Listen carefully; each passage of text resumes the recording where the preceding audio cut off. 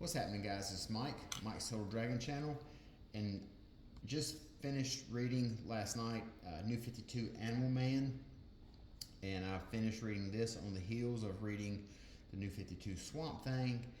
And what y'all might not know is what put me on the path to binge reading both of these series is one of the shops here in town. They have a thing called brown bag sale, and they have a wide selection of dollar boxes.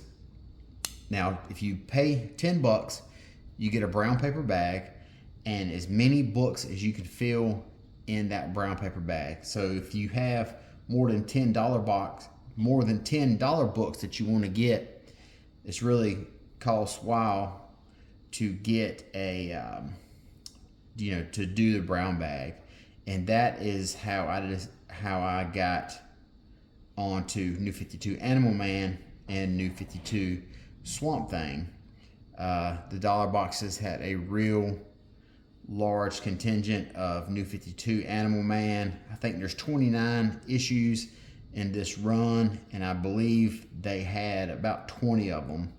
So paid $10 for my brown bag, crammed 20 Animal Man issues in there, and then I piecemeal the last 9 together through mycomicshop.com and checking other spots for them.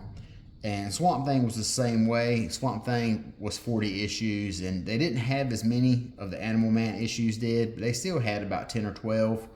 So it's always really enticing to start a run like that when you see a large chunk of it available staring at you right in the face. You know, it's always very tempting to do if even if it's a book that you're not really incredibly that interested in. But if there's a whole bunch of them right there, sometimes it's really easy to just say, oh, what the hell, it's staring at me right in the face. But I finished this Animal Man run last night by Jeff Lemire, and this is another one of the books. It's a standout series from the N52, one of the better N52 books that I have read. It's very similar to Swamp Thing in that they kind of take everything we know about Buddy Baker and how his role as a superhero and his superpowers, and they kind of turn it on their head a little bit. It's one of those instances where they kind of pull the rug out from underneath your feet, one of those everything you know is wrong type deals. So we're introduced to Buddy Baker here, which he's a long time DC hero, so he's been around quite a bit. And that's even more impressive. What Jeff Lemire did is he basically takes Buddy Baker and continues to build upon him. Now, if you have read any of the Animal Man stuff before, specifically the Grant Morrison run and the Vertigo stuff, one of the things you'll know about Buddy Baker is he is very much a family man. Him being a superhero is not his primary role in life. He is a Hollywood stuntman and kind of like a part-time actor, but he really loves his wife and his kids. And Jeff Lemire, he plays to that incredibly well. While this story of Animal Man has a lot of similarities to what Scott Snyder did with Swamp Thing, this has a lot more interesting character moments, a lot more interesting dialogue between the members of the Baker family, between Buddy and his wife, his kids, his mother-in-law. And much like in the Swamp Thing book, where the Swamp Thing is the avatar of the green, here we find out that Buddy Baker is, I don't want to give away too much of it in case you choose to read this, he is a representative of the red. So it kind of piggybacks off a little bit of what Scott Snyder was doing in Swamp Thing in establishing things like the green, the red, the rot, and that ties in. You see a lot of crossover between the two books here. So that is a, kind of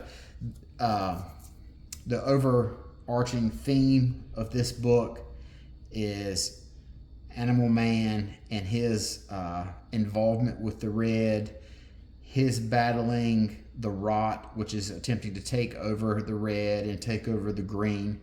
So we see that, but one of the other things that we see in this run is there is a handful of issues that show Buddy Baker as an actor in a movie he did called Red Thunder.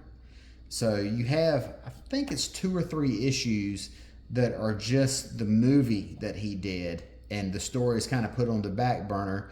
And in that issue, we see basically the whole movie. So I believe it's issue 6, and there's another one later in the run. You see the first part of the movie here, and then in the other issue, you see the second part of the movie. But this book here, I found it really enjoyable due to the conversation and the interaction the characters have with each other, because it's all a family. It's Buddy, his wife, and his 2 kids.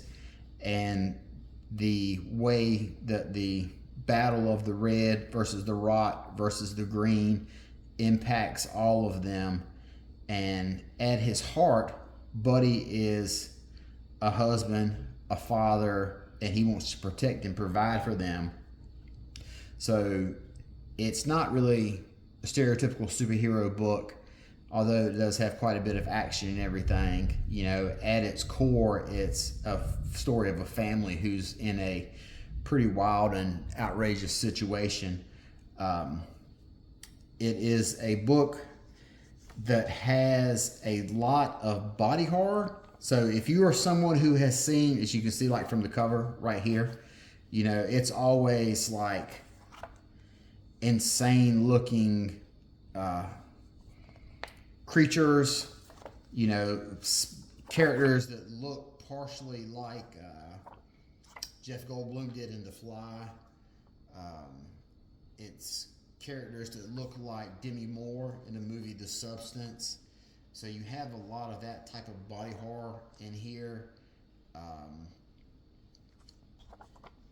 And it has a incredibly consistent creative team. Jeff Lemire is on this book for the whole time. But outside of that, as far as art is concerned, Steve Pugh, his name is on a great deal of these issues. Travel Foreman is another person who's on a great deal of these issues.